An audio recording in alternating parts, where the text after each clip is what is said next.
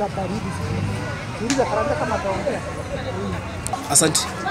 Sasa kwa majina yangu naitwa Maina Karanja na mimi ni mkaaji wa Naivasha.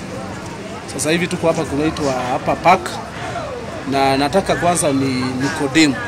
Hii maandamano ilikuwa ya juzi. Iliacha damage mingi sana hapa. Sasa hizi hii park hatuitumii vile inafaa.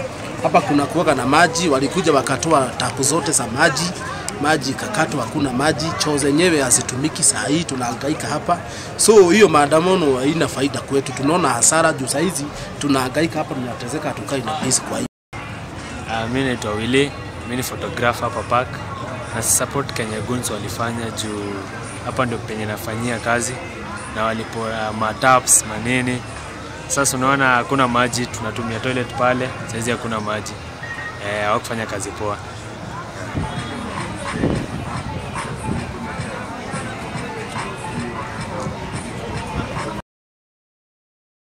Hi guys, mimi naitwa Lukweli Rwama Makaveli. Mimi am a human rights defender, poet, msanii. June 25th, watu waliamua ku exercise their rights directly. Katiba inatuallow tufanye demonstration directly ama indirectly. So pia wale watu watu walipiga demonstration vizuri and then kulikuwa infiltrated na goons.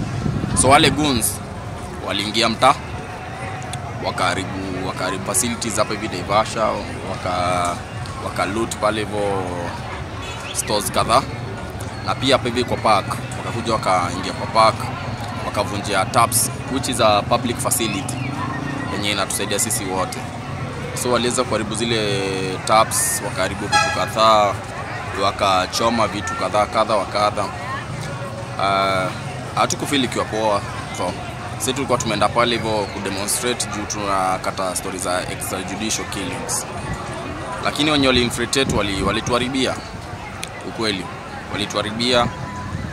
Tukapata kuna a lot of things zenye happen zenye hatukufurahia. So kama ni kuprotest, mboi wote kani protest vizuri man. Ingia mtaa, piga protest yako, kataa kani Kasongo unataka aende, sema Kasongo anataka aende, but usichukue mali ya mtu. Kuna bizi imeharibika kadhaa. Usichukue mali ya mtu, usiharibu taps, public facilities zenye watu wetu wenye watakuja watumie.